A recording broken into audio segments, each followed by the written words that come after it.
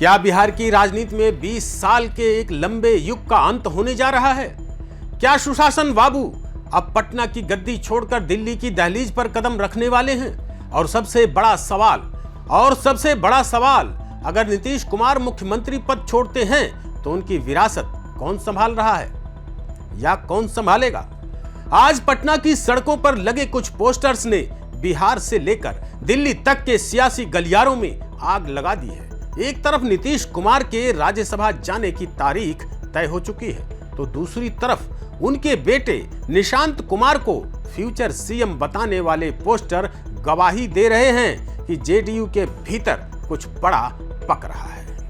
तो आखिर 10 अप्रैल को क्या होने वाला है? क्या नीतीश कुमार अपने समर्थकों की पुनर्विचार वाली अपील मानेंगे या फिर बिहार को निशांत कुमार के रूप में एक नया वारिस मिलने वाला है? आज की इस विशेष रिपोर्ट में हम बिहार के इस सबसे बड़े सियासी भूकंप की एक एक परत खोलेंगे। वीडियो को अंत तक देखिएगा साथियों, क्योंकि बिहार का भविष्य अब इसी सस्पेंस पर टिका है। साथियों, पिछले कुछ दिनों से जो अटकलें चल रही थी, अब वो हकीकत में बदलती दिखाई दे रही है। मुख्यमंत्री नीतीश कुमार ने एमएलसी पद से इस्तीफा दे दिया है और सूत्रों की माने तो 10 अप्रैल को वो राज्यसभा सदस्य के रूप में शपथ ले सकते हैं। इसका सीधा मतलब यह है कि शपथ लेने से पहले या ठीक बाद उन्हें मुख्यमंत्री पद से इस्तीफा भी देना होगा। बिहार की पॉलिटिक्स में यह बहुत बड़ा मोड़ है।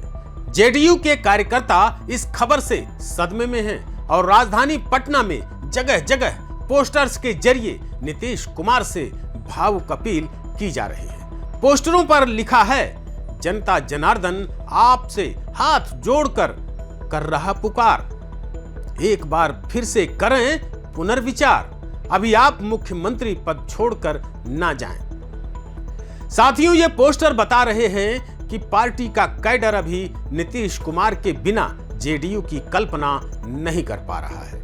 नीतीश कुमार का एमएलसी पद छोड़ना कोई सामान्य घटना नहीं है। राजनीतिक गलियारों में चर्चा है कि यह सब एक सोची समझी रणनीति का हिस्सा है।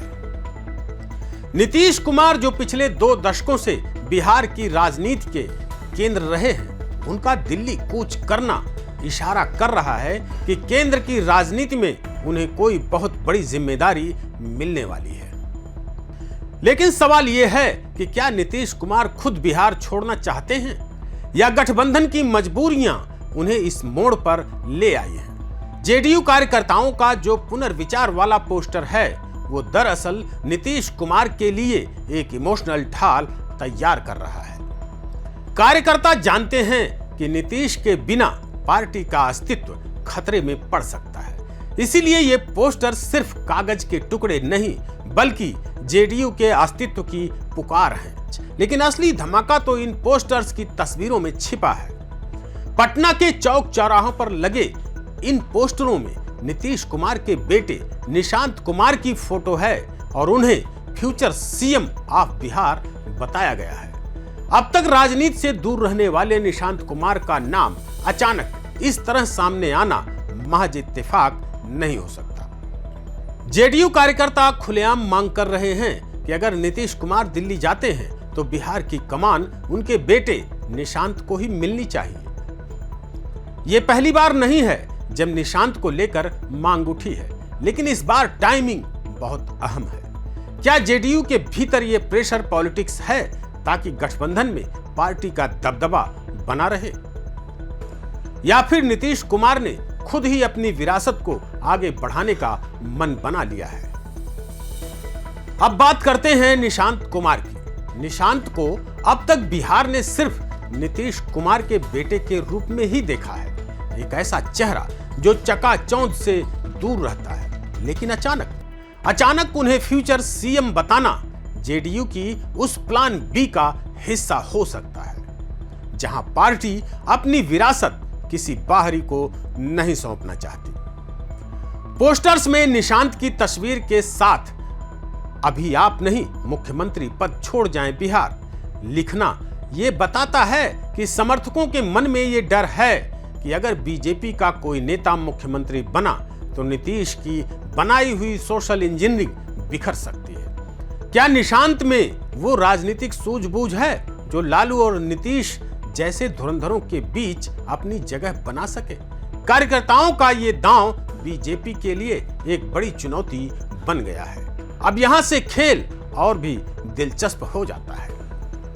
चर्चा यह भी है कि अगर नीतीश कुमार हटते हैं तो गठबंधन के तहत अगला मुख्यमंत्री बीजेपी का हो सकता है। बीजेपी के कई बड़े नेताओं के नाम रेस में चलने की खबर भी है, लेकिन जेडीयू कार्यकर्ताओं के इन पोस्टर्स ने बीजेपी की राह में कांटे बिछा रखे हैं।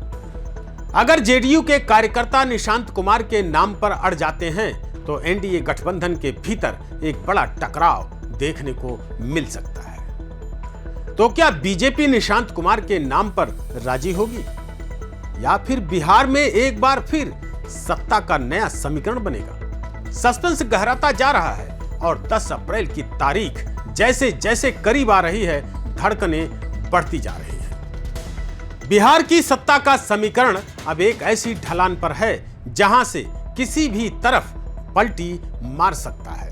एक तरफ बीजेपी के पास संख्या बल है और वो लंबे समय से अपने मुख्यमंत्री का सपना देख रही है, लेकिन जेडीयू कार्यकर्ताओं ने निशांत कुमार का नाम उछालकर बीजेपी के शीर्ष नेतृत्व को सोचने पर मजबूर कर दिया है।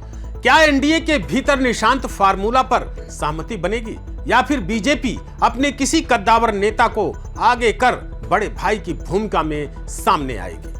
पटना की सड़कों पर लगे ये पोस्टर दरअसल एक माइलोजिकल वार है, या लॉजिकल वॉर इसको कह सकते हैं, जहां जेडीयू ये जताना चाहती है कि नीतीश के बाद भी विकल्प उनके घर के भीतर ही मौजूद है। पटना की सड़कों पर लगा हर पोस्टर एक नया सवाल खड़ा कर रहा है। जेडीयू के कुछ नेता इसे कार्यकर्ताओं का व्यक्तिगत प्रेम बता रहे हैं, तो विपक्षी दल इसे परिवारवाद का नया अध्याय कह रहे हैं। लेकिन आम जनता के मन में आखिर क्या है?